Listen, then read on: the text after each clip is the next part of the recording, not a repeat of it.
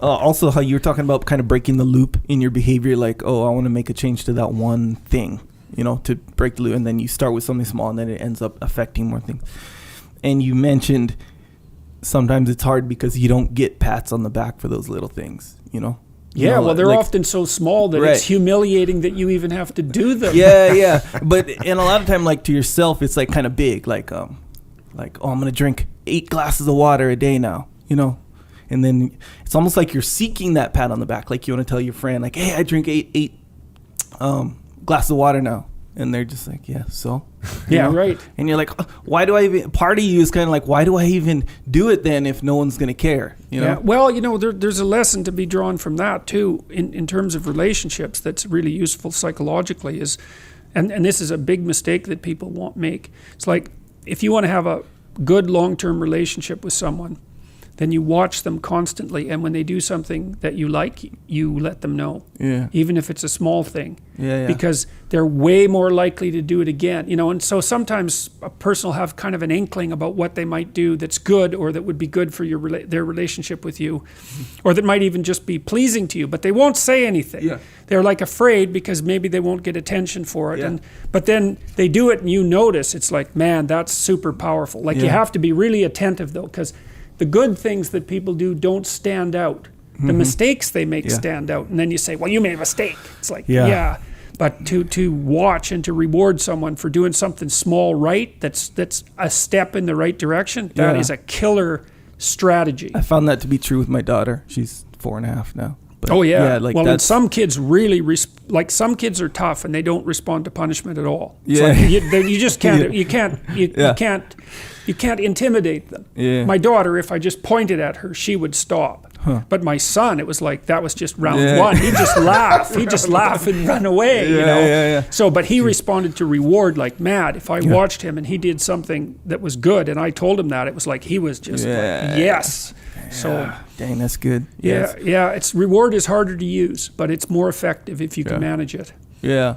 And then that's not like kind of how you say, where you're like, be careful with the reward when you give like too much reward for these small things, and then they come to expect it kind of thing. That's the problem with the self-esteem movement, Every kid gets a trophy day. Yeah. It's like inflating the currency. Gotcha. If everything is good, then nothing is good, because there has to be a distinction. So you want to watch, and you want to see when the person's made an effort, and you want to see when they've gone beyond the call of duty. And then you want to say, hey, I noticed that was really good. Yeah. And it is, scarcity really matters in those situations, because otherwise it just turns into noise. Yeah, patronizing noise even, which is even worse. It's like, oh, you're doing well. Oh, you're doing well. Oh, it's like, leave me alone. Yeah. It's such a lie. Yeah. I have a fun time with that, actually. I'll if I have to judge, and all through my kids' lives, if I had to judge them and their friends, and I have 3 daughters and 1 son. Usually it was the daughters. I was being some kind of a judge. I'm going to judge the dance. I'm going to judge the little play that they put together. I'm going to judge the acrobatic routine that they're doing in the backyard. And I always be judging these things.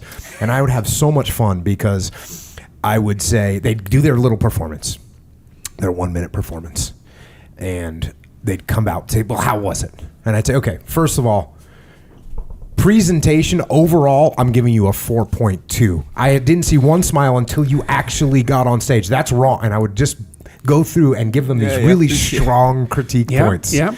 And they loved it. Yeah. They loved it. That's they didn't get mad. They would be happy to, and they'd go try it again and try to raise that 4.3 to a 4.5. They'd be smiles like you could see from a mile away. Oh yeah. I just got done. I was at a pool party with a bunch of little kids running around, and I ended up judging the diving competition, and all the parents were watching. And they were aghast at what I was doing. Yeah, that was at my house, by the way. Oh, I did it there too. No, I do it on a regular basis, but I did it at your house too, right? Yeah, you've seen it in action. Yeah. I give the kids little really nicknames, and then I say, you were completely unbalanced when you left the board. It was almost embarrassing for me to watch you. Go try it again. I'm giving you a 2.2. Yeah. Go try it again and see if you can bump that up a little bit. Yeah. And the kids get all motivated. They go up there, and next time I give them a 2.5, and they're ecstatic. You treated them like someone who could improve. True. Right? So that's a big deal. That's better than a pat on the back. It's like, because everyone's flawed. and everyone needs to improve. Well, so when my kids were little, I taught them how to speak in public.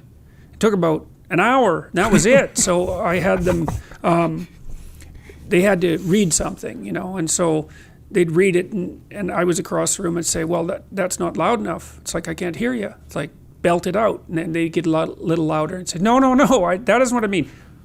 Read it way louder than you think you should. And so they did that. And I said, well, that's about right, because there's nothing more appalling than listening to some speaker that you can't hear. It's like, there's just no excuse for that. And then, like, make it clearer. Put some passion into it, And it was unbelievable how quickly they would pick that up, And that also made me sad because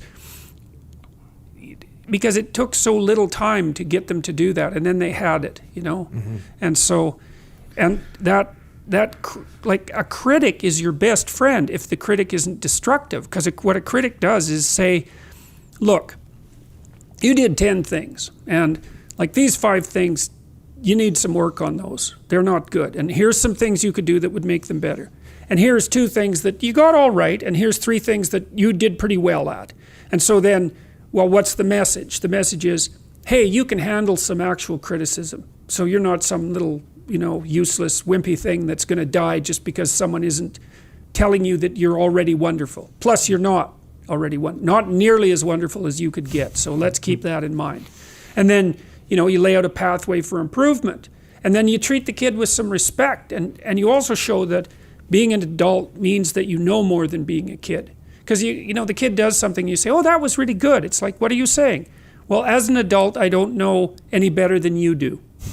And that's a pretty dismal message, because the kid is going to be an adult for a very long time. And one of the things we do really badly in our culture is model why being an adult is better than being a child. Because it is better. You have freedom, and you have responsibility, and you have autonomy. And so we're always so concerned about making our kids feel good about themselves. It's like they should feel good about becoming responsible adults, because they're going to be adults for like 80 years, and they're going to be kids for like 20 years. So the adult's the goal. So yeah, that was interesting when you started doing that. Because the kids are like 7 years old and under, by the way. Yeah. And he's like letting them have it. But it's funny. You have this kind of tone about you, though, when you talk to kids, that it's almost like that much over theatrical, just that much. So you can tell he's like playing a character almost. Right. And the kids love it. It's so funny. My daughter like loves him. And the kids are just scrambling around wanting to do it again, and like, let me do this, let me do it. Your daughter's all used to it. She's like, okay. She goes, it's so funny, so funny. Kids, though, see big Jocko ordering these little kids. Kids love attention. Yeah, right? It's their currency, and they want attention because adults actually know more than they do. Yeah. And so if you pay careful attention, like I get along really well with little kids, and it's because I pay attention to them. And if they do something good, then we had this kid over at our house once. This is a sad story. I told it in my new book. So this kid was about 4, really cute kid, really nice looking kid. And his nanny had been hurt in a car accident, so he was kind of being shuffled around the neighborhood for daycare for like a week or so. And I'd heard some rumors about this kid. And so I was kind of curious. And so anyways, he came over to our house. My wife was also taking care of some other kids at this time.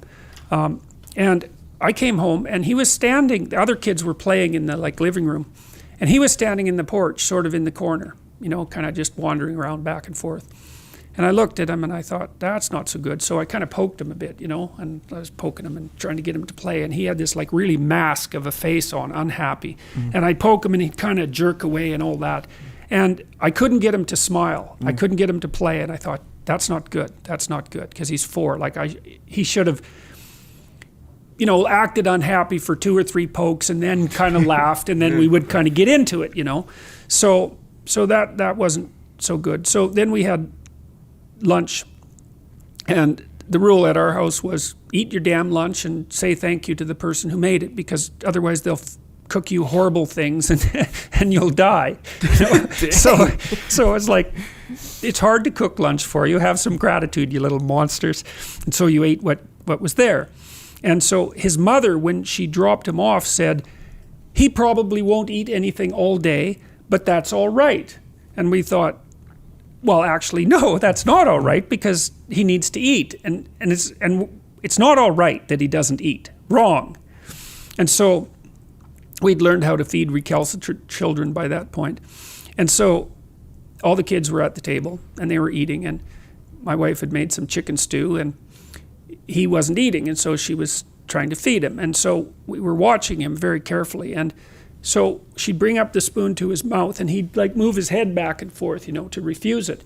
And it was just like about a 9-month-old would do that, when you're trying to that's their first trick. And so that's a 9-month-old trick. And we thought, okay, well, something happened when he was 9 months old and he never really got beyond that. And so, my wife was fairly persistent with the spoon, and he'd get annoyed and, squawk a bit. She'd put some food in and then he'd swallow it. And then as soon as he took a little bit of food, and she'd pat him and tell him that he was being a good kid. And she meant it, It was not a game. Like she was really intent on getting this kid to have lunch. And so that's fine. And he's moving his head back and forth. But what was cool, as she kept patting him on the head and telling him he was a good kid, he was opening his mouth more often, even though he was still moving his head back and forth. And so it took about 10 minutes or so, and she'd fed him the whole bowl of chicken stew. And she showed him and she said, look, you're a good boy, you ate all of it. And that horrible mask that he was wearing, that mask of unhappiness, it just fell off him. And he had this great smile. It just made the hair on the back of my neck stand up, because you could see that was the first damn thing that he had been allowed to succeed at, And so he was thrilled. And then for the rest of the day, he followed my wife around like a puppy dog. Like he was one step behind her. And then we went downstairs into the basement and we were watching TV, and he climbed up in her lap and he grabbed onto her. Just like there's this famous experiment that Harlow did with monkeys, and the monkeys could either have the wire mother that fed them milk or the cuddly mother that they could cling to. They were both artificial. And the monkeys preferred the cuddly mother, And that's what it was like. He was just wrapped around her, And then his mother came home, and she came downstairs and she took one look at this kid wrapped around my wife, and she said, "Oh, super mom," and grabbed him and then, walked out. And I thought, that was horrible. That was a horrible thing to see, because he was one day with that kid, you'd fix him up. It was one positive experience was enough to bring him out of his shell. Yeah. And it's okay that he doesn't eat. It's okay that he stands in the corner and doesn't play with the other kids. It's okay that he's miserable and unhappy. It's like, hey, guess what? That's not okay. Yeah. It's not even a little bit okay. So that's a good example of the use of reward, Yeah. It was something to see, I'll tell you. Yeah.